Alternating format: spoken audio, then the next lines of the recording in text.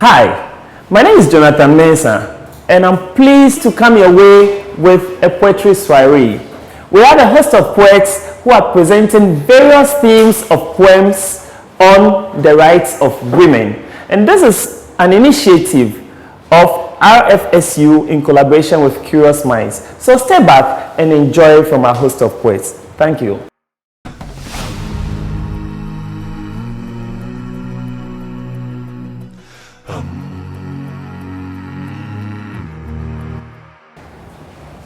Perspectives. Her perspective.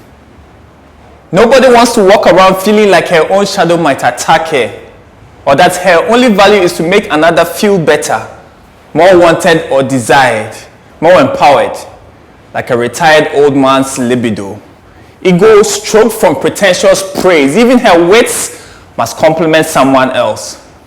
So she's either a daughter or a protege, girlfriend or side chick, wife or mother of his kids, the mistress celebrated for her beauty, the woman behind the proposed icon of success's story. That any man would be lucky to bang, so that everyone would go like, dang, lucky bastard. And that's where it ends, at bastard. Men are bastards. After he forced himself on her and threatened her not to tell their father, men are bastards. After they accused her of seducing Sir with a short school skirt, men are bastards. After they all had their way with her and dared her to demand that she suck on them after, men are bastards. After the boys wouldn't stop catcalling, even though they had finished a 2-hour lecture on gender discrimination. Never mind the endless debate on how women had it easy, men are bastards. After they still insist that she acts all virtuous, ignoring all the unspeakable things that were done to her when she was ignorantly pious, they still demand that she acts all chaste but wanted to be naughty in bed. Men are bastards. They don't even care. His perspective. He was never good at persuasion. And the smarter they were, the more intimidated he was, even though he was physically more imposing. And as soon as they started insisting on their rights, taking up stands for gender equality and putting on intellectual fights, he felt less than their equal and more of an insignificant sight. We don't want you, we don't respect you, and now we are fighting you. So he no longer feels like he's part of the equation. So he chooses to be divisive instead of adding his strength as a multiplying factor. And why banter? When he could communicate his confused emotions like a misunderstood gangster. Click, click. See, it works like trolling. Click, click. Take the person you envy and project your sense of worthlessness on them. Click, click. And all they had to do was pretend that he was more than he was, but they decided to tell him the truth. The truth? Truth is, nobody was created to be subjugated. Neither blacks, women, or any distinction in the colors of humanity. Yet the world has learned to hate minorities. And it seems that our ability to project our inferiorities has become so copious, it has spilled over many generations. So what is civilization? By the current generation. But it seems that we are still poisoned by shame and inferiority dogmas. It seems like nothing has been done after all that has been done. But a change in perspective is a ripple in the present and a tsunami in the future. So let's add to the narrative. Let's change the perspective. Realize that the fight for gender equality is as much of a man's fight as a woman's right. And if you haven't realized it yet, I hope this changes your perspective. You myopic ignoramus.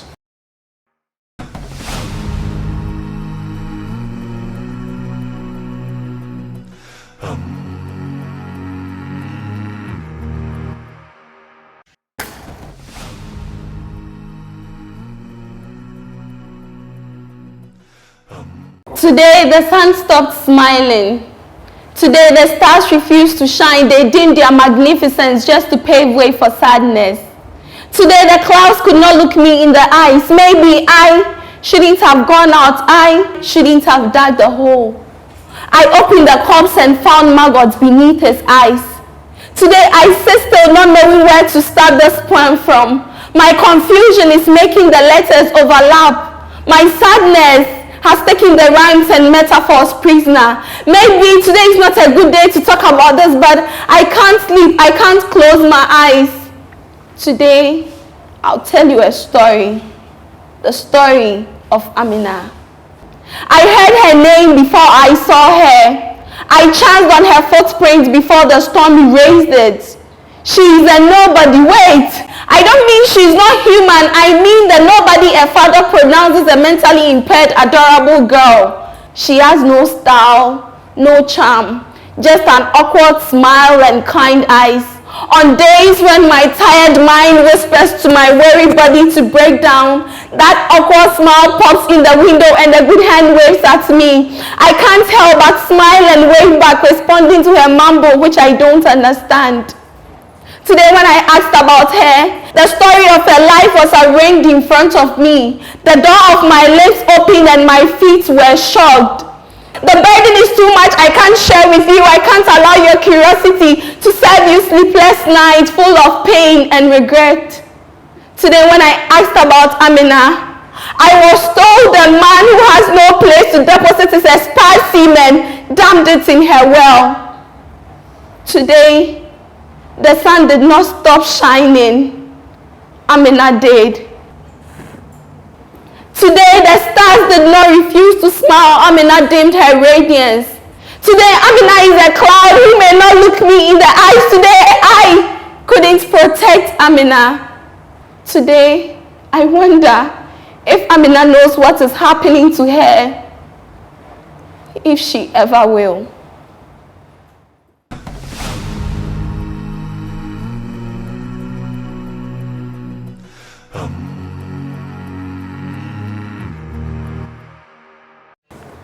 Just because she said no to your long overused boring speeches about how you can change her life in a minute, turn her to your greatest enemy.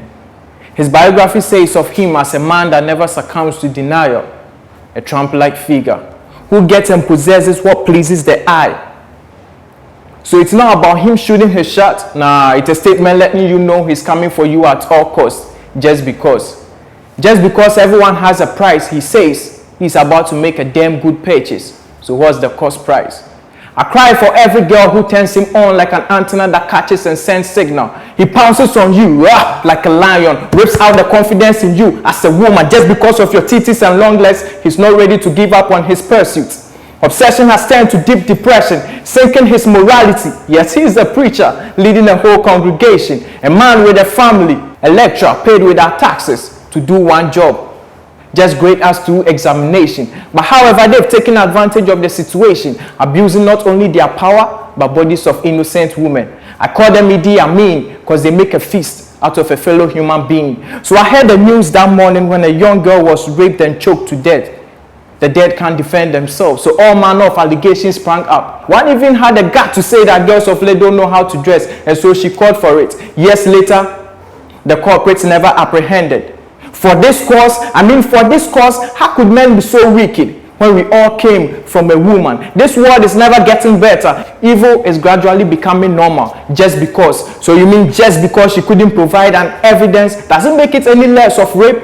Mothers, warn your daughters about these cowards who cannot stand before a woman in stilettos and shorts. Most of these ones are serial killers tracking down their prey with FedEx. So the next time they call you, don't stop. Just run and make sure you never leave a clue behind. Because saying no to their proposal is akin to signing a death warrant. This is for my sisters who say no more to rape.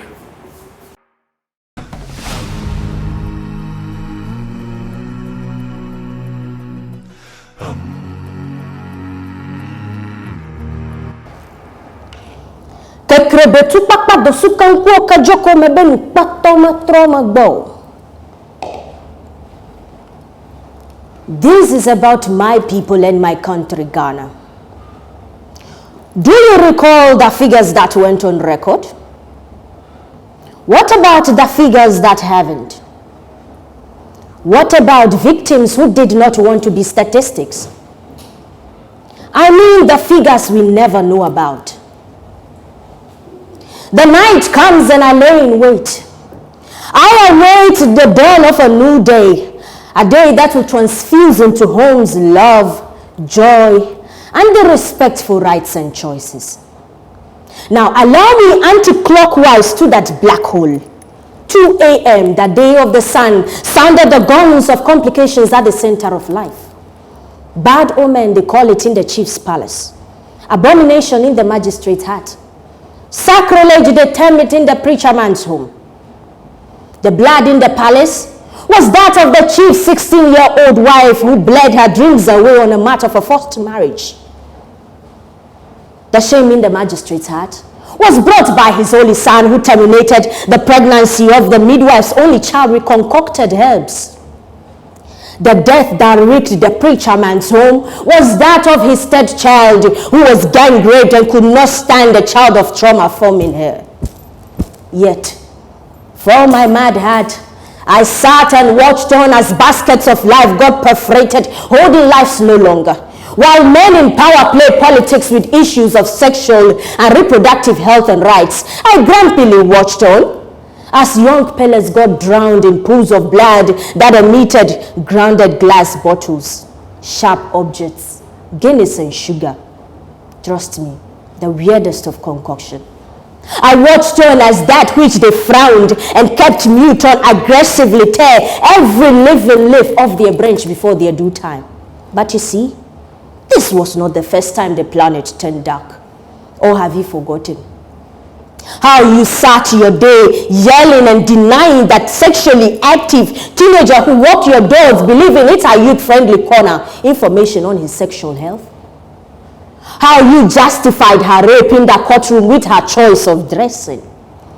How you stood on that pulpit preaching chastity yet devouring the very things the young one take pride in behind closed doors? You do remember, don't you? Well, this day made it the countless time. Indeed, when the gongs of complications sound at the center of life, it calls for drastic measures. Which translates, when your neighbor's beard is on fire, keep water beside yours. But I say, dip yours into the water. I remember stories that emerged upon the death of my friend's mother in her 50s. I was 12. Stories of how she died aborting a pregnancy she feared would become a subject for the public. Stories of how she refused to tell the doctors of her attempt to terminate the fetus growing inside her. She would have been alive if she had opened up in time. She would have been saved if she hadn't dreaded the shame of discrimination. She would have watched her grandchildren take their first leap if she hadn't been ignorant about the liberal nature of the abortion law in Ghana. 2 a.m., that day of the sun, rang the bell to tell that SRHR advocates that the story would change. Memories of her messages on sexual and reproductive health and rights, family planning, and access to comprehensive abortion care still linger. If only we hadn't silenced that advocate, my friend's mother would have been presented with a choice of keeping that child even at that age. She would have been presented with a safer and approved means of terminating. But no, we shut the doors on our hypocrisy. You will agree with me that open the spaces have been for years, yet not safe to look the laws in the face. Open the spaces have been for ages, yet filled with the fear of stigma. Open these spaces have been for generations, but not free from cultural and religious beliefs. So I ask, for how long? How long would you stand aloof for your own to become statistics for maternal mortality and morbidity? How long would you resist for your communities to record the highest unsafe abortions? Rise up, you custodians of values of the religious. Speak up, you custodians of laws of the people. Act now, you custodians of customs and traditions of the land. For the good of our women, for the good of our people, for the good of our community, let us make this space a safe one. Let that space be devoid of ignorance. So I call on you to join me clockwise back to the night I lay in wait for a dawn of a new day. A day that will transfuse into homes love, joy, and the respect for rights and choices.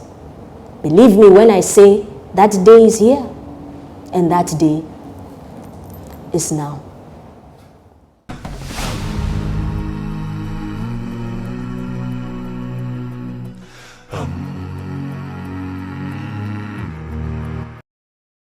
They say she was born a woman, and so she was taught to be a woman.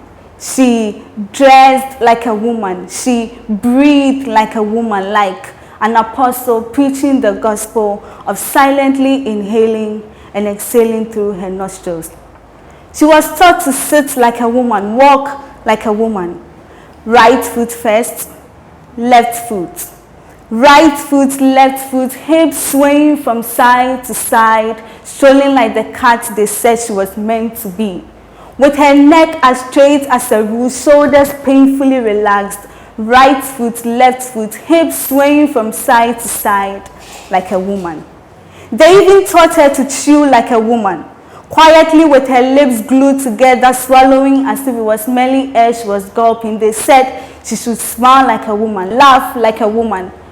The corners of her lips slightly tipped up, head bowed, long lashes showed in eyes subconsciously begging for help. Showing teeth where necessary, nothing out of the ordinary, and so her thoughts she was taught to bury. Never bursting out even when the loud screams make her throat so itchy, never saying what she wants to, what she needs to, like a woman. And so when he pounces on her like the sad excuse he was for a man, his breath reeking of cigarettes and 1,000 shots of whiskey, or when at night he stumbles into the room, his eyes painted with doom and the libido he can no longer subdue like a woman, she's expected to obediently open her legs to form a perfect 11. Pulling down his pants, he gets all up in her pants. Dropping her drawers while she lies on her back, counting the strokes till she almost chokes, allowing him to claim her like the prize he believed her to be. Moving her hips to the rhythm of his as he hits his climax, screaming like he had only been climbing an ass, treating her like it was a job to blow the only head he had ever had. But for the sake of the baby sleeping peacefully in his cot, the one for whom she weeps in vain for bringing into this world of pain. For the sake of the 7-year-old boy peeping through the supposedly locked closet, silently crying out, "Papa, no. Papa, no." For the sake of her mother and the judgmental fingers of her backstabbing religious friends, like a woman, she's expected to swallow her sorrow. And when she sits on the edge of her bed, wondering if it was her fault she was born a woman, she screams, but no one hears, no one sees the tears. Because she's a woman, she's just a bottle of feelings with a cork sealed shut, never meant to be opened. Forgetting that even though she's a woman, she's capable of walking out from the sham she calls life, that she's capable of breaking the spell and fleeing from hell. And so one day, at 3:45 a.m., while he was still drooling on the couch, snoring his breath, stinking of nothing but stale beer, leaving everything she once held dear, but the boy clutching his mother's neck like he was afraid she would leave him with the man on the couch. And the one strapped to her back, the one for whom she weeps again and again in vain for bringing into this world full of pain.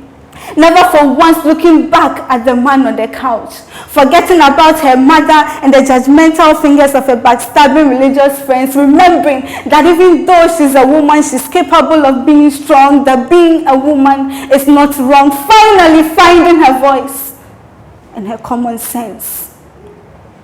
So left foot first, right foot, left foot, right foot, hips refusing to sway from side to side, not like the woman she was taught to be, never like a woman. She ran.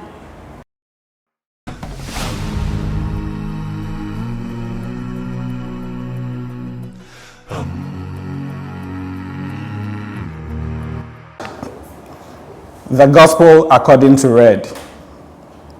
When I was little, my teachers taught me red means stop. Till this day, I stop at the sight of red.